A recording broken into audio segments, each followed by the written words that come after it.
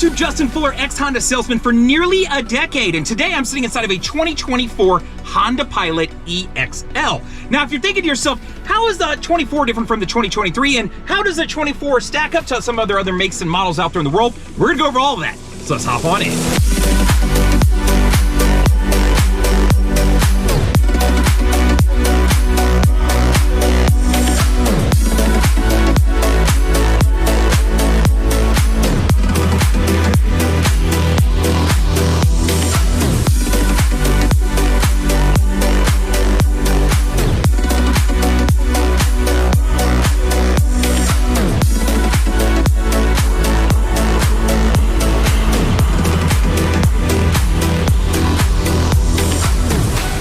So the first thing I want to talk about is what's underneath the hood, right? So you are looking at a 3.5 liter V6 engine putting out 285 horsepower.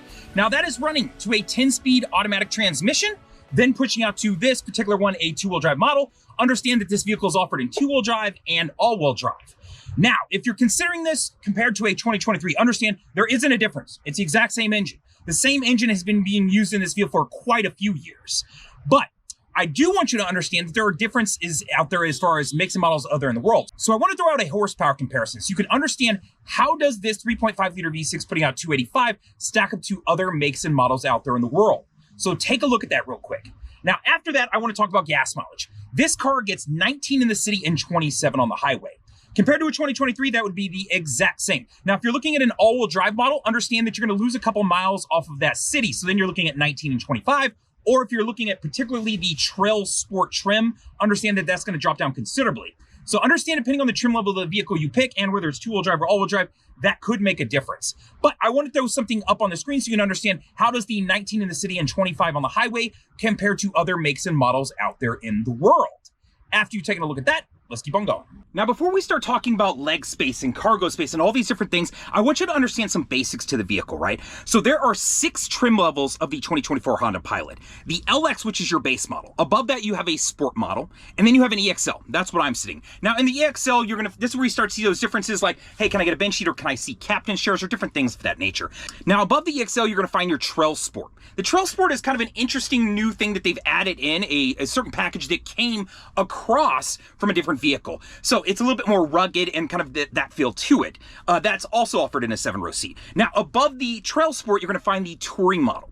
And then above the Touring model, you're then going to find that Elite. So to walk you back through, you've got an LX, you've got a Sport, you've got an EXL, you've got a Trail Sport, right? You've got a Touring, and then that last one, that top of the line, you've got that Elite model. All right, guys, so I'm going to start you at the back of the car and walk through some cargo space, and then we'll hop into the car and go over some different things. So this car does have a powered tailgate. So that's one of the first things I want to point out when you're looking at the vehicle, and it has a little bit different look compared to previous generations. So you just understand that. Now with this, I will point out, you can always set the height if you need to adjust it. Just find the spot you want, press and hold, and you'll listen inside until you hear a double beep.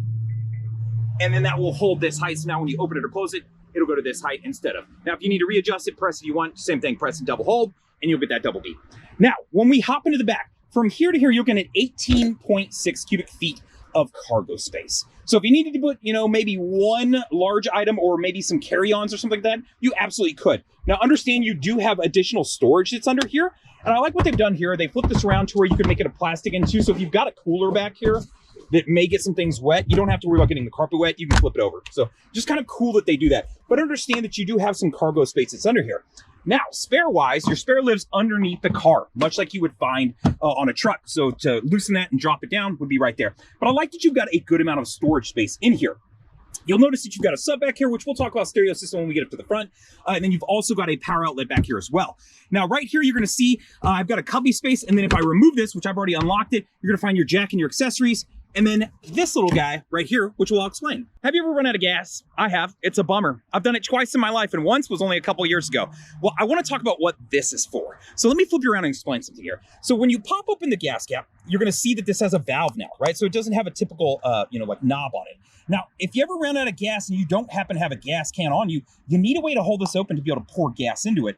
That is the function of this funnel, right? So this way I can hold it open and then I can pour gas using whatever means I had available to me to just get enough gas in it, maybe to get down the road to the nearest gas station. So that's what this is and where you can find it. I want to talk about the cargo space in the 2023 model. It is also 18.6 cubic feet. So understand that if you're looking at a 2023 and you're worried about the cargo space or dimensions of the vehicle changing, it's not. You're going to have the exact same amount of space. Now, when we fold these seats down, right? And you can also recline them, which is kind of cool, just to note. And you can fold these down, which is nice because if you have trouble seeing out of the back, it's nice to be able to fold these down and get a little bit clearer view so you can kind of see what you're doing. Now, you do have a backup camera. It's been standard since, I think, 2013, but it doesn't hurt, right? And it's nice to know that you can get some visibility if nobody's sitting back here. So from the back end to up here, you've got 48.5 cubic feet of cargo space. That is the exact same in the 2023 or the 2024, so no worries there. But I want to do a couple comparisons before we flip them all the way down. So the first is I want to show you the 18.6 that you have here with the seats up going back. How does that stack up to the other makes and models out there in the world? So go ahead and take a look at that. And then after you've looked at that, then I want to talk about that 48.5. We know that it's the same as the 2023 and 24, but how does that stack up compared to other makes and models out there in the world? So I want you to go ahead and take a look at that comparison as well. While you're looking at that comparison, I'll just remind you that back here, you've got a couple USB-Cs, one on each side. You've got two cup holders, and you do have air vents that are adjustable back here as well. So your backseat passengers aren't in a bad position. So if you fold the second row down as well, which nice to know that you can do that, you can create a flat surface. Now there is a gap right here, about 6 inches worth. So understand, depending on what you're doing, you're gonna have some space things could roll into, but not that big a deal. If you needed to slide a piece of plywood in here, or maybe you wanted to camp and sleep in your car because the weather got bad, no big deal. Know that you could absolutely do it. And this car is very flat and designed and set up to really work for that. But you've got 87 cubic feet. Now, if you're looking on the website, it's gonna say 87 to, I think, up to 111 or something. It gives you kind of a range, which is a little bit vague. So I'm gonna use the smaller of the two numbers. Now, compared to a 2023, exact same. So understand, if you're shopping and you're worried about that, don't worry about it. The cargo space in this car compared to the 2023 is gonna be all the exact same. Now, other makes and models out there in the world. Let's do a comparison up so you can see how this car stacks up to those other vehicles out there in the world. After you take a look at that, let's talk about the third row and if you can actually sit in it. So here I am, a 6 foot, 250 pound man sitting in the third row of this vehicle. It's kind of impressive. Let's be honest, if you've ever climbed into a third row of a lot of vehicles, especially as you move back in time, it's not happening. You'd have to sit diagonal or you'd have to do something crazy. I can sit here with the seats pushed all the way back in the second row. So understand the 32.5 inches of leg space that you have in this is actually usable. It's actually a functioning third row. Now I'll show you kind of what I'm talking about here. Space-wise, I've got just a little bit left, but I also have these pushed all the way back. I could slide them up and have some additional leg space if I needed it. And while I'm back here, I'll also let you know that these are adjustable so you can lean them back or you can have them pushed upright. So just some things to know that you can affect this a little bit more in case you got to put a really big person back here. So I want to throw a comparison up on the screen so you can understand how the 32.5 inches of leg space in this 2024 Honda Pilot EXL stacks up to other makes and models out there in the world. So go ahead and take a look at that. Now, while that's up there, I'll remind you again, the 2023 and the 2024, exact same as far as leg space goes. So if you're shopping and saying, hey, maybe I can save a little money, buy something pre-owned, understand you're not giving up leg space as a factor in that. So here we are in the second row of this vehicle, right? It's got 40.8 inches of leg space, which is very usable, right? If I've got this seat, which I do, pushed all the way back, I've still got enough space to sit here. Now, I do have my seat pushed back as well, right? As I was reminding you and showing you in that third row. So if I slid this one up, then things get a little bit crazier. To kind of show you what I'm talking about, now I'd be essentially hovering around the seat, which, why would I ever be sitting like that, right? But understand that I can create enough space for a 6 foot, 250 pound man to fit comfortably in the second row of this vehicle. Now, in the 2023, exact same leg space, right? I think you're seeing a theme here, right?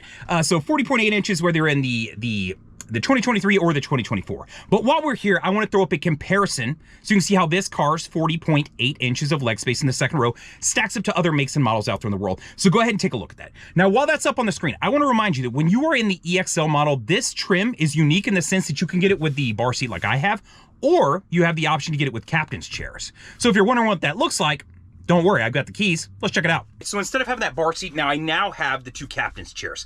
Now, I like the captain's chairs, don't get me wrong. It's comfortable. I've got an armrest, which I'm a fan. However, I've got this big platform that you can see down here. And the platform is just a little bit chunky and kind of weird. Now, you can step on it and be fine, but I just worry about somebody stepping on the edge of it or doing something funky, or it just getting covered in dirt and scratched up and beat up, right? you almost want it to be rubber or some material that's really going to last and not take quite the same beating and show.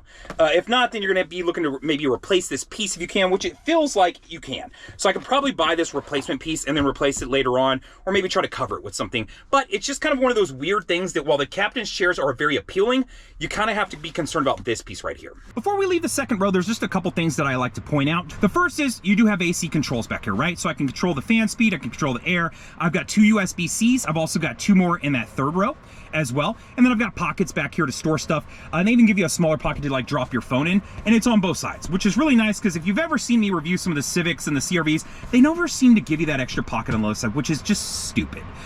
Now, as we move over to the side, I'll point out a couple different things. One, this car does have a leather interior, and you can see leather, and it's got almost like a racing stripe finish there, and then it has that same finish right here as well.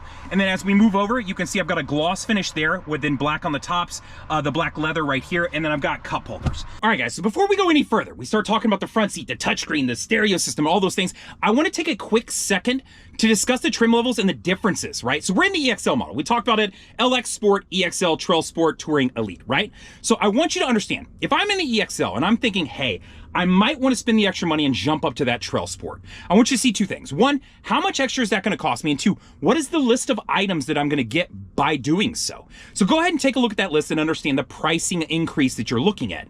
Now, the second part to that is if I go from this EXL and decide to drop down to that Sport model, 1, how much money is it going to save me? And 2, what is the list of items that I'm going to be giving up?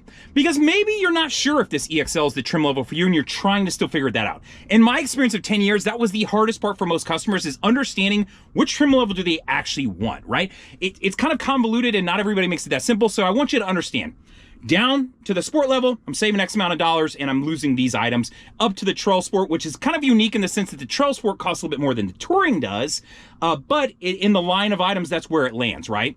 Now, for the sake of this, I'll throw one more comparison because the Trail Sport is kind of an anomaly. If I went from that EXL and jumped up to the Touring model, right? Because this is a smaller jump in price.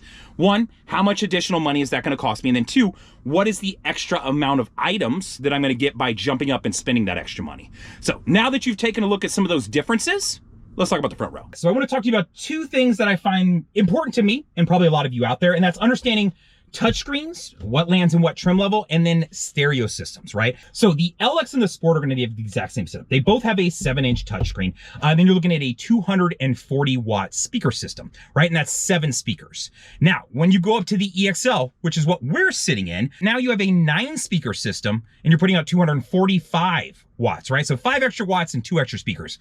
Most likely tweeter speakers, but nonetheless, understand there's a difference between that LX and Sport and the EXL. Now, in the Trail Sport, the EXL and the Trail Sport, same audio system, same touchscreen. Now, when you get into that Touring, then you're looking at a 12-speaker system, and it's a Bose system, and they don't tell you the wattage on it. I think I've looked at it before. I think it's roughly in the 300s, but they're super vague about that. I don't know why. I don't know what the big deal is, but nobody likes to share that part. Now, the last level is going to be your Elite, and then it also has the 12-speaker Bose system, where the wattage is a mystery. All right, guys, so here we are in the front row. I'm in the passenger side right now, and I just want to talk to you about space. So you've got 41 inches of leg space in this vehicle. It's been the same for a lot of years. And you'll actually find that same 41 inches in a lot of the other vehicles too. I want to say it's the CR-V, the Accord, like a lot of the vehicles all offer that same amount of leg space. So it's kind of, I guess, a default that they go to. So understand if you're looking at a 2023 model, it's going to be the exact same amount of leg space. But while we're here, I want to throw up a comparison so you can understand how the 41 inches of leg space in the front of this vehicle stacks up to other makes and models out there in the world. So I'm going to throw that up on the screen. Now, while you're looking at that, I want to talk to you about the powered situation as far as the seats goes. So understand that you have a powered seat, so you can see me adjusting it and playing with it right now over on the passenger side. Now, if you drop down trim levels, you're not necessarily going to get that on the passenger side, but you will still get it on the driver's side. So you've got a 4-way setup here, and then I believe it's an 8-way over there. So back, forth, up, down, your back adjustment, and then you have lower lumbar support as well. So just understand, depending on the trim level, it may affect whether you have a powered seat or not. All right, guys, so here we are on that touchscreen that I was talking about earlier, and I just want to walk you through some basic functions, features, understand kind of how the thing works, right? So It has a wireless setup for Apple CarPlay and Android Auto, so you can see I'm not plugged in. I'm using my Google Pixel. Now, as far as all the different things on here, the car does have Sirius XM satellite radio, which may be cool to you, maybe not. At this point, a lot of us are probably streaming. I use Spotify for 90% of what I do, so this doesn't really play a role, but understand that it comes with, I believe, 90 days, and then after that, you know, you can contact them and set up an account if you'd like to. You've got access to trip computers and all those different things that you can take advantage of. Bluetooth audio, you know, whether you want to listen to your phone or off a different device, you can do that, or go Android Auto and pull those same apps up and use them regularly. USB is kind of cool. You could plug in a USB full of a bunch of MP3s if you wanted to and be able to listen to that. So just kind of cool that you could take advantage of that and just store a ton of music on there in case you're that kind of person who doesn't want to stream, or maybe you live in a place where you don't always have service. Maybe that's important to you, right? While I'm here, before I go to the next menu, I just want to point out one, if you need to ever move these buttons around, like you don't use some of these, if you press and hold on a button, it'll actually pull up kind of the quick start selection. It'll show you some different things, but this is where you can start moving stuff around. So like if you are never going to be using FM, you know, I could get rid of this, or I could just move it, right? Maybe I want to put it on a different menu or put it near the back somewhere and just say, hey, I'm not going to use that. I can get rid of that. Same way with down here, you can adjust those buttons as well. And then when you're done, just press done. So I just want to point that out quickly, that you can customize this as you go. But as we're moving through here, general settings, this is where you're gonna get to the things like equalizer, connecting up phones or getting rid of connections to your car, just your basic setup stuff.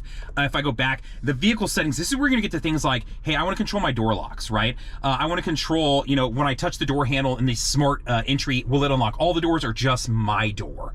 You know, all those different things you can do here, door and window setups. So this is where you can really start to customize your car to set it up to do some different things. So just be aware that that's where some of this is going to live. Now, as you continue to move across AM, FM, I don't think I need to explain those to anybody. You can jump into them and then take advantage, right? We all understand how those work at this point.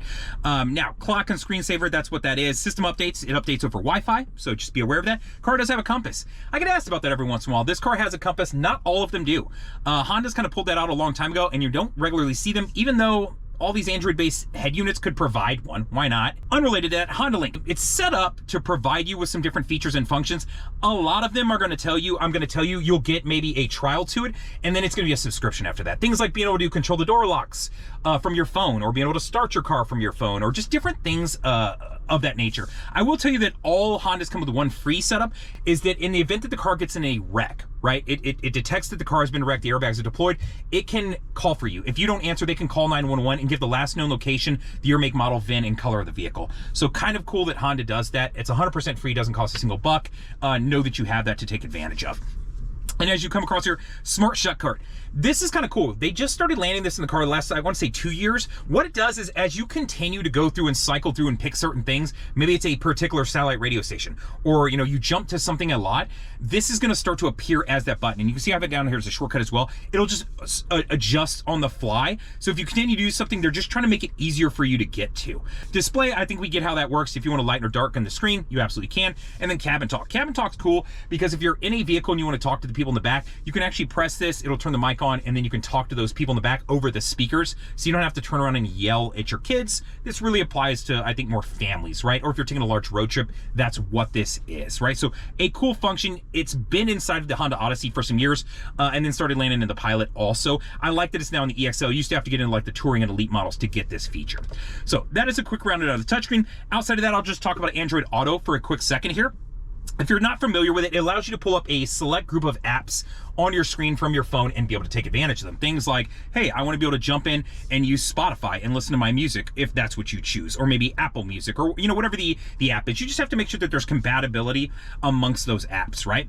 You may be saying to yourself, this is cool, but I wish I could take advantage of some additional apps like Netflix and Hulu and Amazon Prime and all these different things, where if I'm taking a long road trip, it'd be really cool if we could put on a show and just like enjoy it. I don't have to watch it as the driver, but I could listen to it and let my kids, my family, whoever else is in the car with me. Now, you can't do that with just regular Apple CarPlay or Android Auto, but I've got something that will work. Okay, so now you can see my screen. You're gonna notice that everything looks a lot different, and there's a lot of apps that I would not normally be able to take advantage of using Apple CarPlay or Android Auto. Things like Hulu, Netflix, Instagram, TikTok, all kinds of different stuff.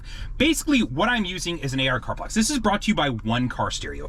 These guys sent me out one a long time ago and asked me to review it. I did. I've been using it ever since. They offer two different, basically, versions, even though there's more than that. The basic is one, hey, if I want to make my CarPlay setup wireless, which for this car doesn't apply because we already have a wireless setup. The second one is, hey, I really want to turn this into basically a tablet where I can do anything I want on it. Now, what I've done is connected up my phone via hotspot to give this thing internet access.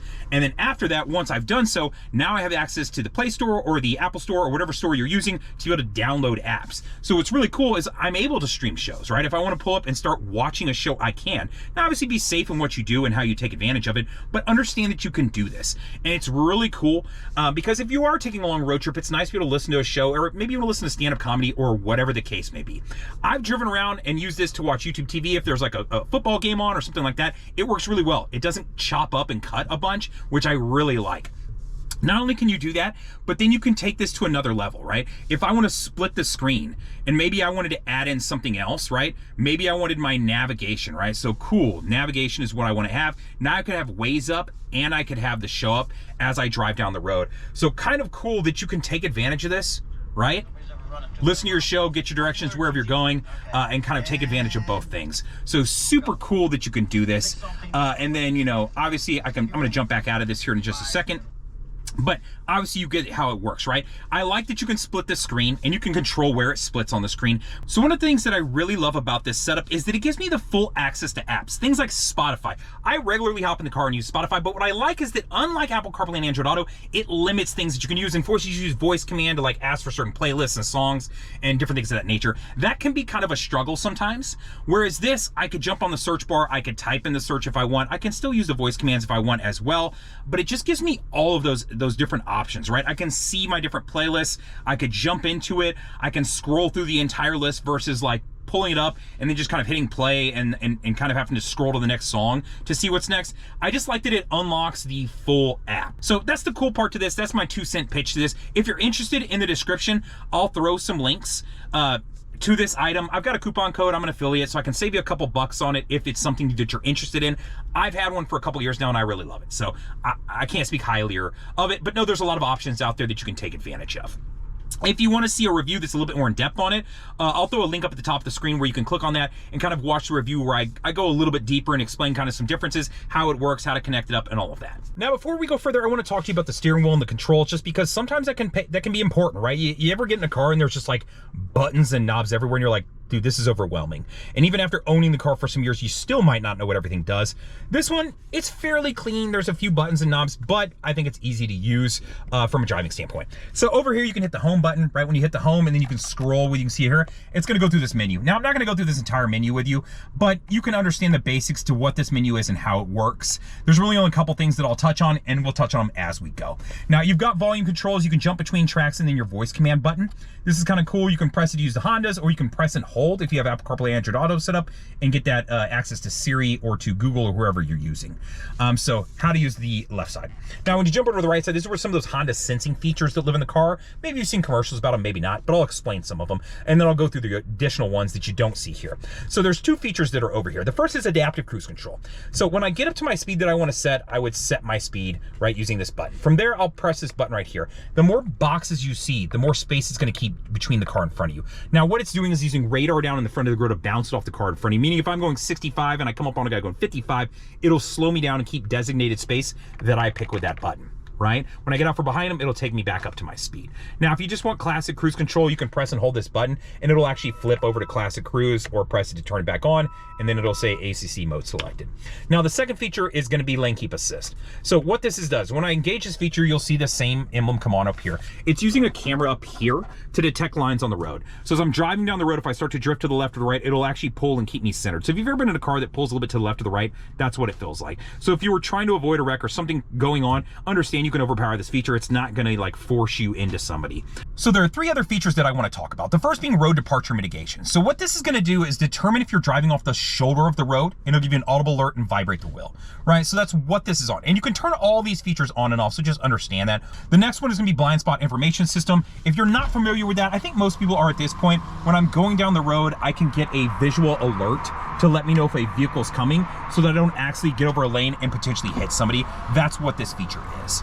And then the last one that's going to scroll down to is going to be your low-speed braking system, or excuse me, not the last one. I'll talk about parking sensors here in a second too. But low-speed braking, if I'm driving through a parking lot, it can help apply the brakes to help prevent an accident. Now, you also have collision mitigation braking, which is going to allow you to do that at higher speeds, using that same thing, using that radar in front of you, so where if it's looking like you're going to rear in a car, it'll give you an audible alert flash in the dash, and it can actually help, you know, prevent an accident by applying the brakes to slow the car down. So understand that you have those available to you. And that's what collision mitigation braking is right there. And then I'll jump back up, parking sensors. This vehicle does come with parking sensors on the front and the back of the car. So if I'm backing up or moving forward, it'll not only give you an audible alert, but if I'm backing up on the screen, it'll show you from which angle the sensor is going off so that you can help figure that out. So when I throw it in reverse and I start backing up to something, you know, if it's looking like I'm gonna hit something, it'll give me those parking sensor alerts, but obviously there's nothing behind me. Now this is adaptive, so as I cut the wheel, you'll see that it cuts with me. So just be aware of that. And then you do have cross traffic monitoring in this vehicle, meaning if I'm backing out of a spot and somebody's coming from the left or right, it'll give me an audible alert and actually show me on the screen arrows to let me know, hey, somebody's coming from that direction. And then lastly, I'll just point out that you got 3 different views. So I've got, you know, a wide angle view, standard view, and then one aimed straight down. Really quickly before we get out of here, I just want to give you kind of some personal opinions and some thoughts and things to consider when you're shopping for a car like this. 90% of the people that I met that were looking at a Pilot typically had kids or were going to have a kid or a second kid, and they just didn't want to be minivan owners, which is cool. I get it. You want to still feel a little bit of style. And if you're going to have a big car payment, you want to make sure that it's something that you like.